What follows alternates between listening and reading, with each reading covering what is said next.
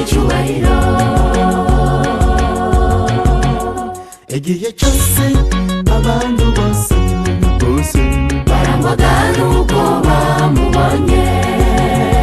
witwa Yesu yavuze kera cyane Mu gitabo cy'umwuka w'ubuhanuzi yakijije ibiragi biririmba izina rye. Impumyi zose ku isi zirahumuka. Yakuze afite uburere, imbabazi n'urukundo, nayimaze ndetse ahabwa icyubahiro.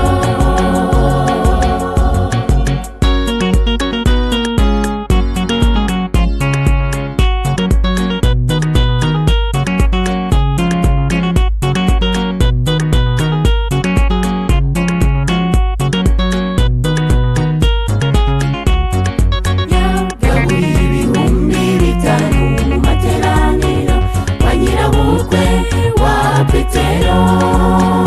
Mu bukwe bw'Ikana yakoze ibitangaza byiza, abayuda barabimuziza. Yagaburiye ibihumbi bitanu mu materaniro kwa nyirabukwe wa Petero. Mu bukwe bw'Ikana yakoze ibitangaza byiza, abayuda barabimuziza. igihe cyose abantu bose barangwaga nuko bamubonye. witwa Yesu yavuze kera cyane Mu gitabo cy'umwuka w'ubuhanuzi yakijije ibiragi biririmba izina rye. Impumyi zose ku isi zirahumuka.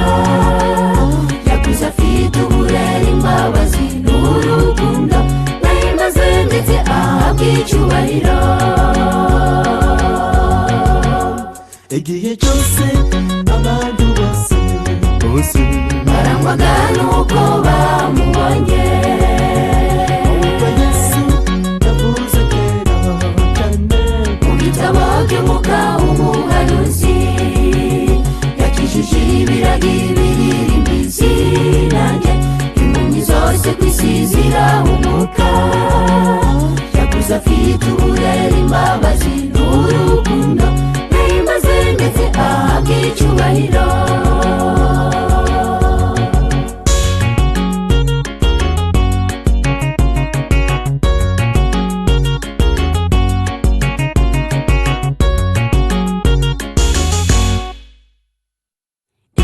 Izina rye riramukwiriye, ni Emmanuel, risobanurwa ati Imana iri kumwe natwe.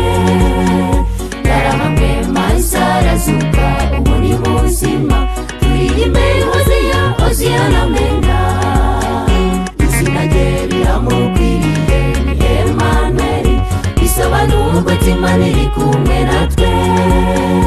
Yarahamwe maze arazuka, ubu ni muzima. Turirimbe Hoziya, Hoziyana mena. igihe cyose abantu bose barangwaga nuko bamubonye. witwa Yesu yavuze kera cyane Mu gitabo cy'umwuka w'ubuhanuzi yakijije ibiragi biririmba izina rye. Impumyi zose ku isi zirahumuka. Yakuze afite uburere, imbabazi n'urukundo, nayimaze ndetse ahabwa icyubahiro. igihe cyose abantu bose barangwaga nuko bamubonye. witwa Yesu yavuze kera cyane Mu gitabo cy'umwuka w'ubuhanuzi yakijije ibiragi biririmba izina rye. Impumyi zose ku isi zirahumuka.